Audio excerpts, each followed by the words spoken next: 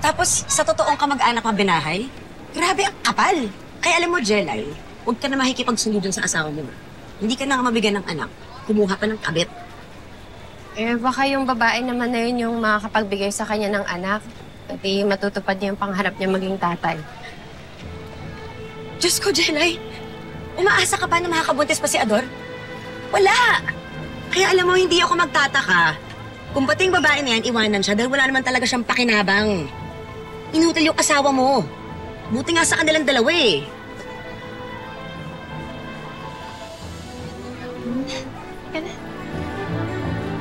Ang feeling mo, nagpatuloy yung kanilang relasyon doon na sa bahay ng biyanan mo, sa Bulacan. Pinupuntahan niya.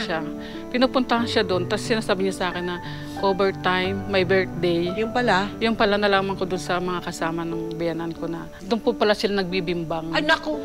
Kung nabuntis siya, kami rin yung mag-aalaga. Bibigay yung bata sa inyo. Pero kunyari nabuntis sa labas, sa ibang boyfriend. Pero yung pala yung, kunyari, yung asawa ko.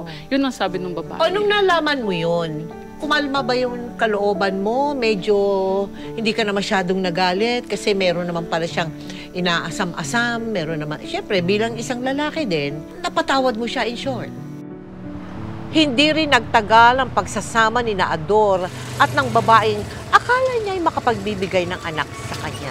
Samantala, si Jelay ay patuloy na ginagamot pa rin ang kanyang sugat at hinanakit sa asawa niyang Taksim. Ginagawa mo dito? Ba't nagpakita ka pa? Wala na kami ni Nadia. Matagal na. Bakit natao ka na rin kagaya ko? Ano gusto mong sabihin ko sa'yo ngayon?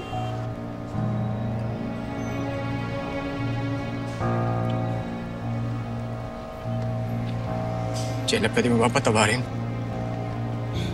Nagsisisi na ako. Hindi ganun kadali. Please, ka. Jenna!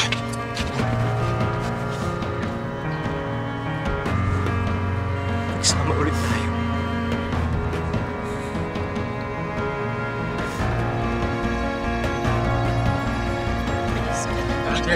Please. Mahal pa rin kita. Nagsisisi na ako, patawarin mo ako.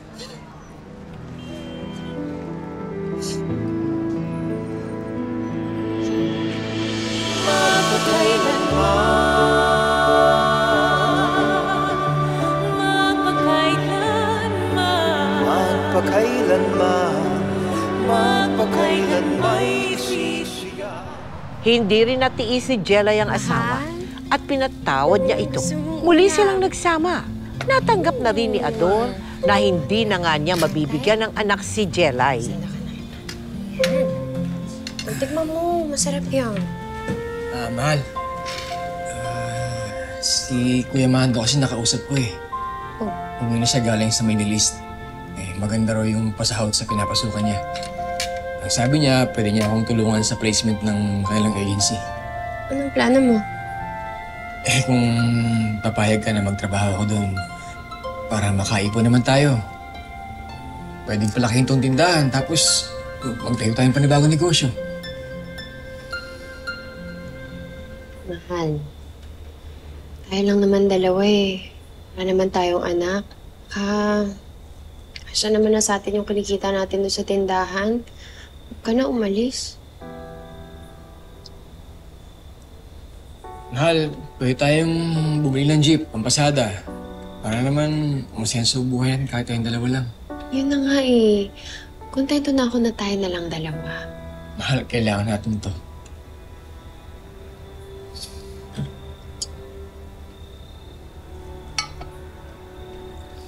Mahal. Jelay. Hindi naman yung pag-asenso tsaka pag-iipon ng pera yung punto ko. Ang punto ko, yung aalis ka. Iiwan mo kung mag-a-abroad ka. Parang ang hirap naman nun sa akin, mahal.